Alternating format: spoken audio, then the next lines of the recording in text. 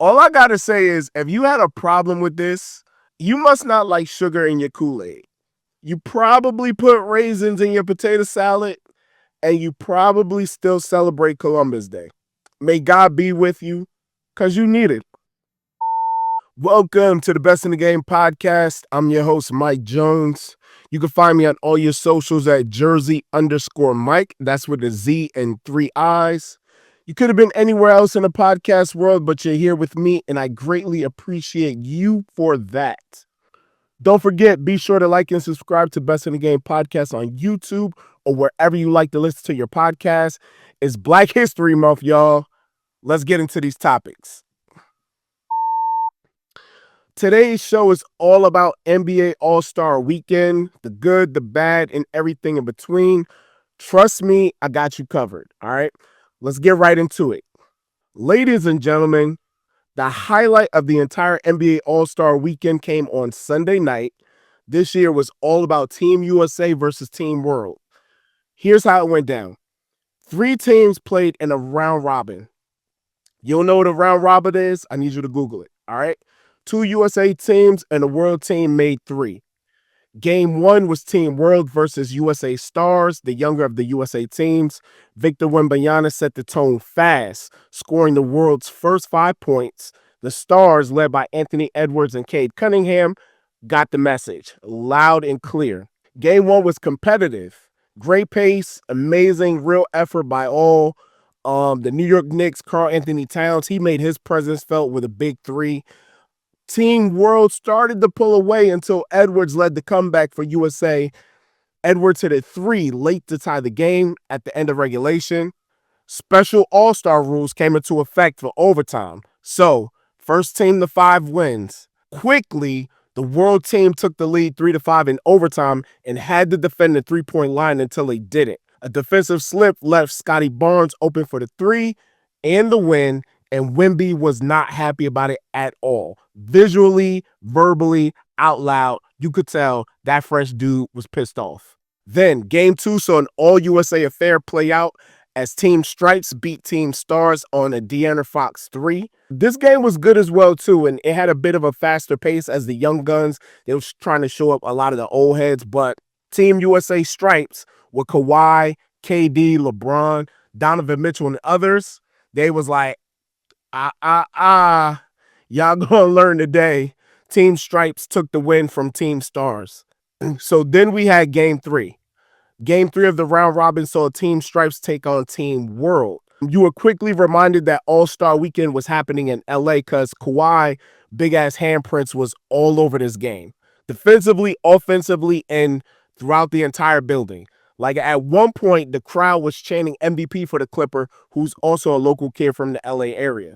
The Claws scored 31 of Team Stripes' 48 points to beat Team World and advance to the final. In the finale, it was all USA all over the court. However, the young legs of the Stars team proceeded to run the OGs off the court. Tyrese Maxey, Anthony Edwards, and company at one point led by 24 points after a 15-0 run and ended up winning the game 47-21. Huge congrats to Anthony Edwards for winning the All-Star MVP. Very well deserved. He's box office and his squad put on a show. So here we go. The NBA, they finally got it right. USA versus the world. High-level competition amongst the NBA elite. Big round of applause for whoever came up with that format. Great job.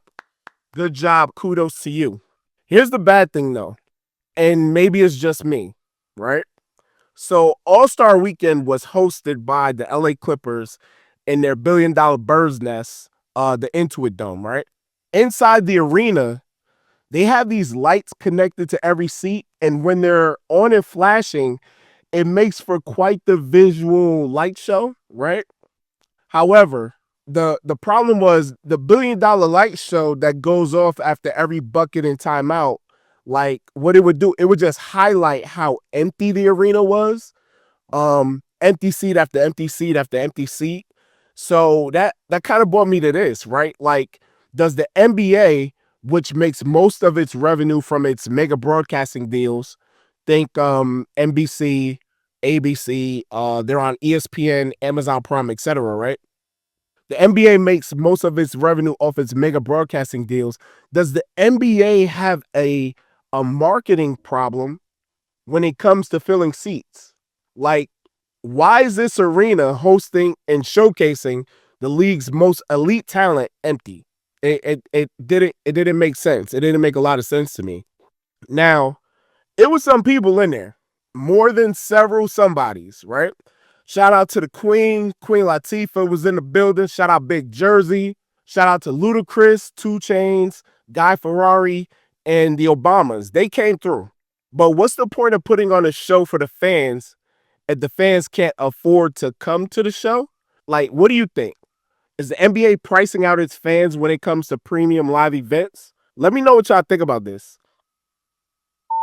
NBA All-Star kicked off Friday night with the Celebrity All-Star game. Nothing special or remarkable happened. Shout out to Ron Flynn, who won MVP. This is his second year in a row doing so. The Rising Stars game was good. It was good. It was competitive. It had a great pace. And I thought it really set the tone for what we would expect to happen on Sunday night with the NBA All-Stars Elite. Unfortunately, probably one of the best parts of All-Star Weekend, the HBCU Classic between North Carolina A&T and Hampton ended closely. I saw the score the following morning, but it was on so late on the East Coast, I had to catch the rewatch during the week. I would argue they should have had the HBCU Classic before the celebrity game. That probably would have worked a little bit better. Probably would have got a bigger television audience. But it makes sense to me, but who am I, right? Saturday's team skills competition was better. I loved how the NBA's past met the present for that competition. Dame Lillard won the 3-point competition over Devin Booker and Conka Nipple. That was fun to watch as Lillard returns from an injury. Unfortunately, the dunk contest is still not meeting expectations, right? Like, I'm pretty sure if Carter Bryant made his dunk, he would have won.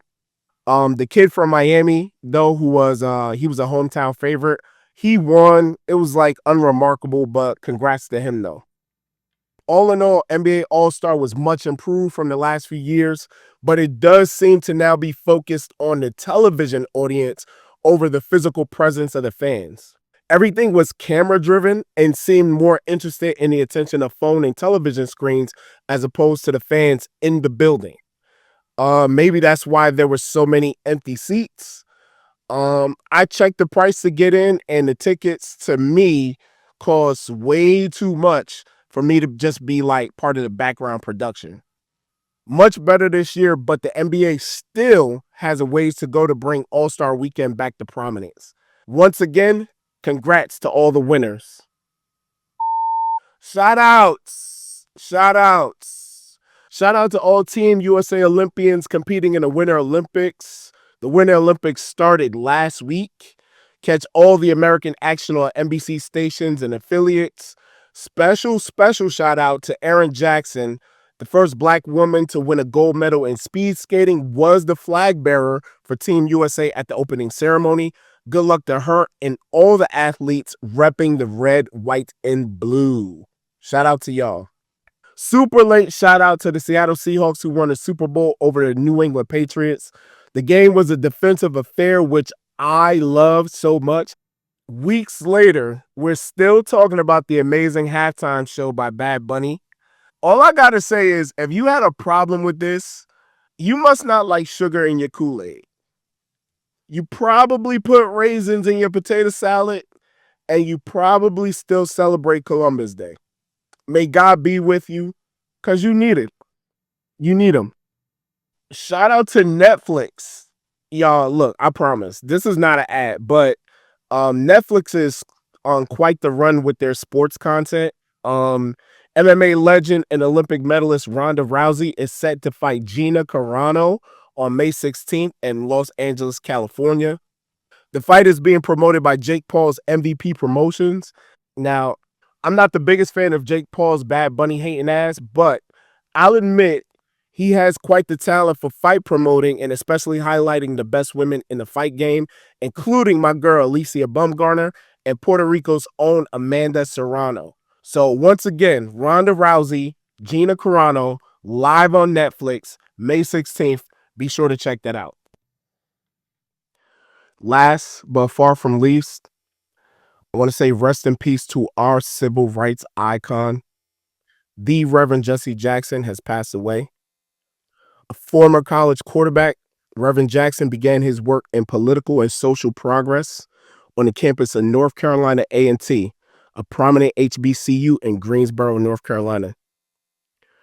Reverend Jesse Jackson is most known for his transformative work as a civil rights leader, a politician, and activist.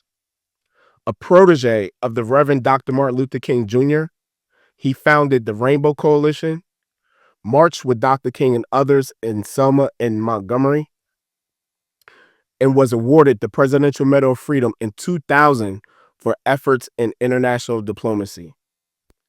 Gone, but certainly not forgotten. Thank you, Reverend Jesse Jackson, for your inspiration, dedication, and love for our community. Thank you, thank you, thank you, and God bless. Thanks for tuning in to this episode of Best in the Game podcast. Remember, if you're not the best, be better tomorrow. Appreciate y'all for watching and listening. Be sure to subscribe and share this episode with your loved ones. And the only thing more powerful than hate is love. Be blessed. Benito!